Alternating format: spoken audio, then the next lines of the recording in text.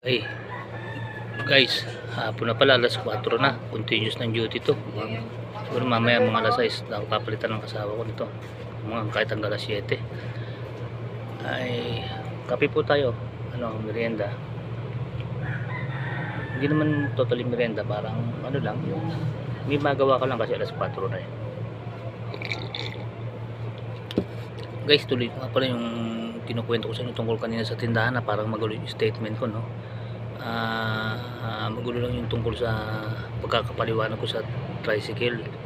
Ang nga pala nun ang istorya nun, kasi nung makuha ko yung pwesto sa Matayin, bali sa kapatid ko yun eh, nung punta siya ng Amerika, ipinasa niya sa akin. Kaya bali ang nangyari nun, may maliit akong puhunan, tapos hinuhulog-hulugan ko sa kanya yung laman ng tindahan. Doon din naman ang gagaling sa laman ng tindahan, kasi bago siya umalis nilamanan niya muna yung, kaya nangyari yung binabayaran ko yung laman ng tindahan sa kanya, doon din ang gagaling sa benta ng tindahan na sa kanya din. Kaya nairaos ko ng ganon. Tapos nung kinukuha yung pambayad ng pwesto, yung iniwanan niyang may laman yung tindahan. Tapos habang binibenta ko yun, habang nauubos yung paninda, nababayaran ko siya sa napag-usapan naming halaga ng tindahan niya.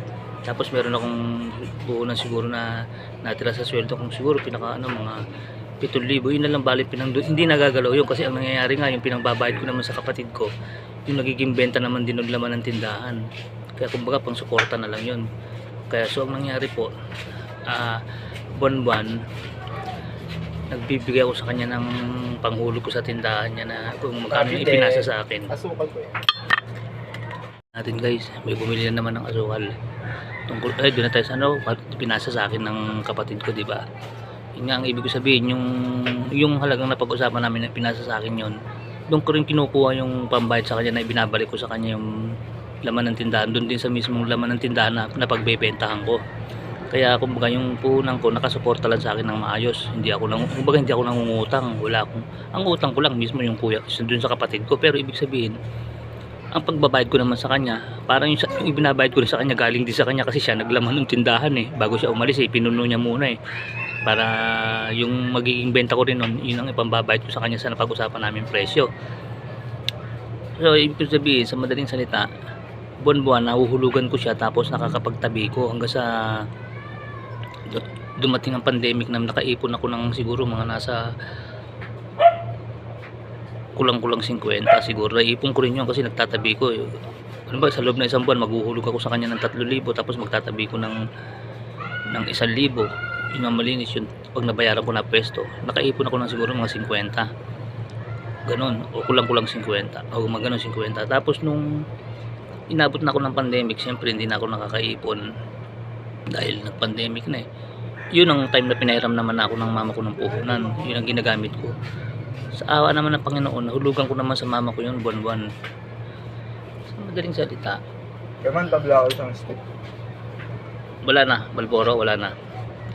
Sa madaling salita, ibili ko nagdesisyon akong bumili ng motor yung 50. Kasi nga, pag namamalengke nga ako ng Subic, para ako nakakatipid ako, para may sarili kong service, ibili ko yun sa ipon ko.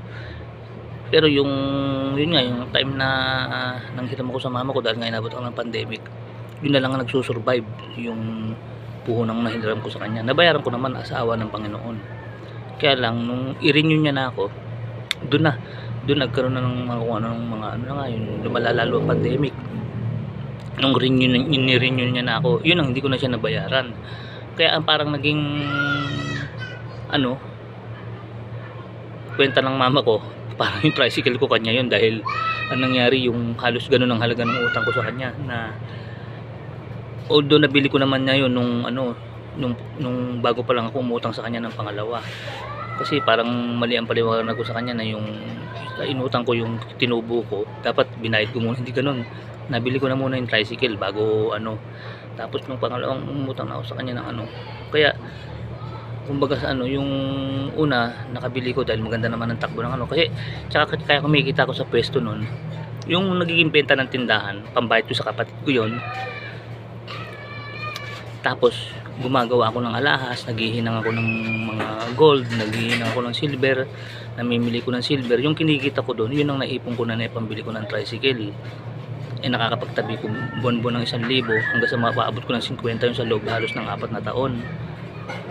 Binili ko ng motor ngayon yun. Nung pagkabili ko naman ng motor, doon na ako nagkagipit. Doon naman dumating ang time na nag-pandemic na. Inabot ako ng gipit-gipit. Hindi, syempre, wala na akong puhunan dahil nabili ko na ng motor. Doon ako nangutang sa mama ko naman. Sa awa nga ng Panginoon, nabayaran ko na yon. Tapos nung nirenew niya ako, yun ang di ko na nabayaran kasi dire-diretso yung pandemic, di ba? Hanggang sa sumuko na ako dahil yung bandang huli, nagbabayad na lang ako sa pwesto ng wala nang nangyayari sa tindahan. Kaya sabi ko, bago maubos ang natitira kong bahagyang puhunan ba, hanggat nakakapagdamit pa ako, bibitiwan ko na to kasi baka mamaya, sandali lang, baka mamaya ultimong damit wala na akong maisuot kaya binitiwan ko na. Ganun na nangyari kasi parang magulang paliwanag ko kanina, di ba? Nakabili ng motor tapos ng utang. Ganun na nangyari po doon. Nakaluwag ako nung una kasi yung ibinabayad ko sa kapatid ko, doon din ang gagaling sa paninda na iniwan niya. Tapos yung kinikita ko sa laha sa paggawa-gawa ng relo, dati ganun po ko trabaho ko, paghihinang ng mga silver, gold. Tapos minsan gumagawa rin ako, nagre-repair, minsan bumubuo, may nagpapagawa. Yun, nakaipon ako doon. Yun na naipambili ko ng motor. Tapos yung sidecar ng tricycle, yun pa dinagdag ko rin sa utang ko kay mama ko, yun yung pang sidecar ko kasi 50 lang, pang motor lang yun, walang pang sidecar eh. Ganun na nangyari. Kaya ngayon kung nag-uusap kami ng mama ko, sabi ko sa kanya, kung tutuusin kay mama yung tricycle na yan dahil hindi na ako nakabayad na sa kanya eh. Sabi ko sa kanya ganun. Ganun. Pero ang totoo, nabili ko yun nung hindi pa ako nangungutang sa kanya. Nung pangalawang renew niya ako, yun ang hindi na ako nakabayad. Inabot na ako ng dilubyo. Kaya, asensya ka na mama ha. Inabot tayo ng dilubyo, ya mo. Awa ng Panginoon, baka naman mas marami ka pang magiging biyaya naman yan dahil sa tinulungan mo ang kapwa mo eh. Kasi although anak mo ko sa laman kapwa mo ko mama eh. Ganun yun eh, tutubulong ka sa kapwa mo. Mama kita, nanay kita sa laman, ibig sabihin sa laman dito sa place natin, nanay kita, pero sa mata ng Diyos pare-pareho tayong kapwa tao. Kaya may biyaya ka sa Panginoon yung tinulungan mo ang kapwa mo. Parang tinulungan mo ako bilang anak mo ko sa laman, pero sa paningin ng Diyos, anak mo ko sa kapwa mo. Kaya maraming salamat sa Diyos at maraming salamat sa iyo. Nung unang kuha ko sa iyo, na-survive ko nung nabayaran naman kita, no? Kaya lang nung pangalawa na, nirenew na ako, doon nagdilubyo, talagang lumala na pandemic nun. O sige guys, hanggang dito na lang. Medyo piniliwanag ko lang kasi magulo statement ko kanina na yung imbis na bayaran ko yung mama sa inutang kong tinubo ng inutang ko, pinambili ko ng tricycle. Hindi po ganun na nangyari. Ang nangyari po, nakabili na ako nung una kasi may nakapag-ipon din ako kahit papaano. Kaya lang nung ano na nga, nakaibili ko na ng tricycle, siyempre wala na akong puhunan. Tapos hindi ako makikita tindahan. Yun, nanghiram ako sa mama ko ngayon. Na-survive ko kahit papaano kasi medyo gumagawa pa rin ako na last mga time na yun eh. Tsaka isa pag nagpadilubyo sa akin doon, pinasok ako na magnanakaw, nilimas lahat ng silver ko, pati yung mga tinda ko yun. Pero ayaan nyo na yun, nakaraan naman na yun eh. Kumbaga naalala ko lang na may positive pa rin nangyari, hindi puro negative ang iniisip ko kasi nakapagpunta ako ng tricycle doon kahit papaano, kahit na inabot ako ng pandemic, tindahan ko na yun. Ngayon tumutulong lang ako sa asawa ko, kaya ganun ang wala na akong puhunan ngayon. Ganun na lang ang sistema namin, uutang. Pero parang gusto nang bitiwan ng asawa ko, sabi niya kahit yung maliit na puhunan lang, basta mahalaga umiikot yung kinabukasan na maipapamili mo. Kasi ang hirap mong uutang ka nga ng medyo malaki-laki, ang laki din naman ng babayaran mo, ibinabalik mo rin. Ang binabalik namin dito tuwing isang Martes, isang Huwebes, isang 2,000 pag Martes, tapos pagka Huwebes ang binabalik niya parang nasa 3,000 plus. Kaya yung nagiging benta niya araw-araw, itinatabi niya yun para pagdating ng Huwebes may pambayad siya. Parang nangyayari, pinagtatrabaho mo lang yung inuutangan mo. Ganun ang nangyayari. Siyempre nakakapagod rin, di ba? Naawa nga ako sa kanya, kaya nga minsan pag sinasabihan niya ako ng pagka sasama pa ako sa iyo sa gusto mong mangyari sa akin na inaakay ko po kasi siya eh di paano ang tindahan natin, paano tayo magsusurvive dahil pag sumama ko sa iyo di pareho ng saraton Although alam ko na, although ako siyempre alam ko aral, kahit isara pa natin yan, alam ko aral na hindi ako pababayaan ng Panginoon eh. Pero siyempre siya, hindi ko pa naman siya kapananampalataya eh. Siyempre iba pa yung pananaw niya. Hindi ko hinuhusgahan ng ano niya, pananaw niya. Basta magkaiba pa kami ng paniniwala eh. Hindi kaya siyempre para maiwasan minsan ng ano, minsan yun naman turo ni Kaeli, di ba? Parang maging mahinahon din tayo para maakin natin ang pakita natin sa gawang mahinahon sa kanya. Yun po ang nagiging hadlang sa amin, yung sabihin na natin yung financial. Kailangan niya yung tulong ko para makasurvive kami. Kasi lala rin ang yung puhunan ko napunta dun sa tricycle at motor eh. Ganun na nangyari. Kumbaga kiniliar ko lang kasi parang malabo ang kwento ko kanina nung tanghali, nung kumakain ako ng tanghalian kanina habang nagtitinda eh. Ngayon hapon ako diretso pagtitinda ko.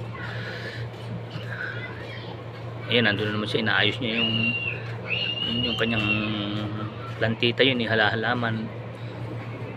Minsan yun naman ang bibidyohan ko yung halaman niya, nagaganda na ako sa halaman niya. Kaya nanghingi ako ng kay Kapulaw no, shoutout siya Kapulaw, nanghingi ako sa kanya ng binhi nung sitaw.